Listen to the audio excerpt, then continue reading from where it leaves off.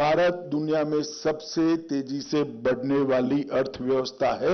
2022 में 8.2% की दर के साथ हम दुनिया में सबसे स्पीड से ग्रोथ करने वाले देश बनकर मेडिकल डिवाइसेस के लिए, ऑटोमोबाइल और ऑटो कंपोनेंट के लिए, ड्रग और फार्मा के लिए, स्पेशल स्टील के लिए, टेलीकॉम एंड नेटवर्किंग प्रोडक्ट्स के लिए, इलेक्ट्रॉनिक्स के लिए, व्हाइट गुड्स के लिए, फूड प्रोडक्ट के लिए, टेक्सटाइल प्रोडक्ट्स के लिए, एडवांस केमिस्ट्री सेल के लिए, ड्रोन के लिए, ढेर सारी पीएलआई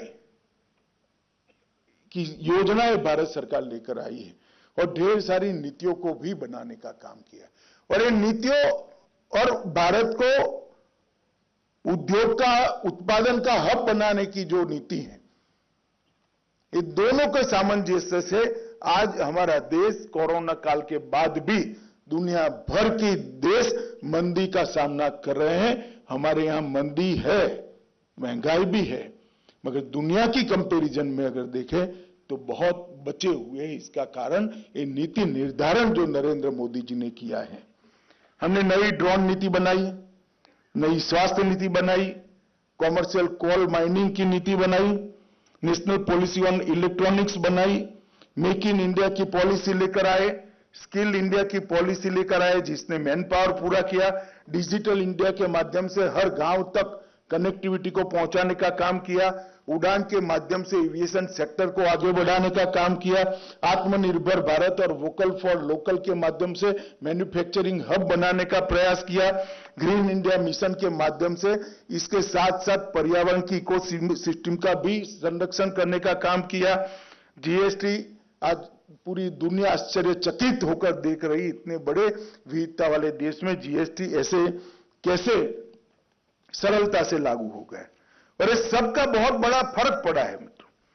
आज भारत में बेबाक तरीके से कह सकता हूं, भारत दुनिया में सबसे तेजी से बढ़ने वाली अर्थव्यवस्था है। 2022 में 8.2% की दर के साथ हम दुनिया में सबसे स्पीड से ग्रोथ करने वाले देश बनकर अब तक का सबसे अधिक जीएसटी संग्रह। राहुल बाबा मुझे हर रोज याद आते हैं, जितनी बार जीएसटी का नाम सुनता हूं। गब्बर सिंह टैक्स करते थे, वो गब्बर सिंह को मालूम नहीं है जीएसटी का कलेक्शन 1.62 लाख करोड़ को पार कर गया है।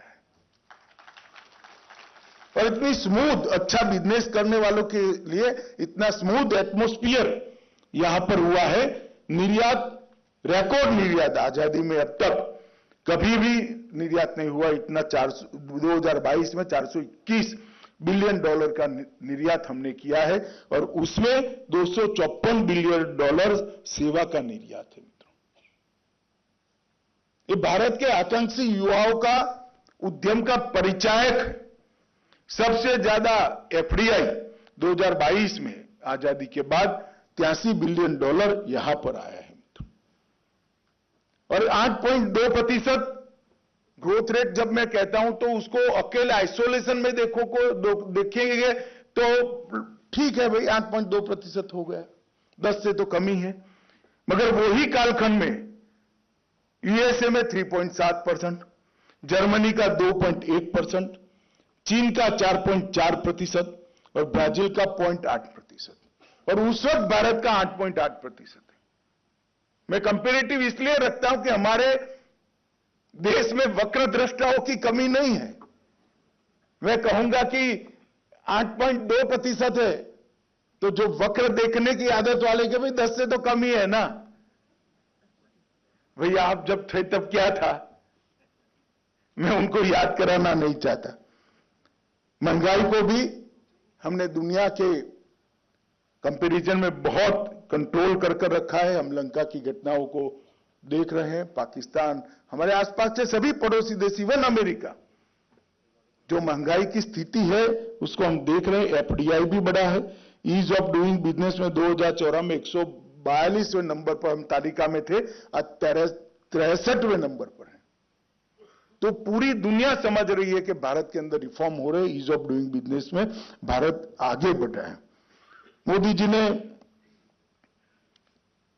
स्टार्टअप की शुरुआत की, 2014 में रैंकिंग थी ही नहीं, स्टार्टअप थे ही नहीं, यूनिकॉर्न स्टार्टअप नहीं थे।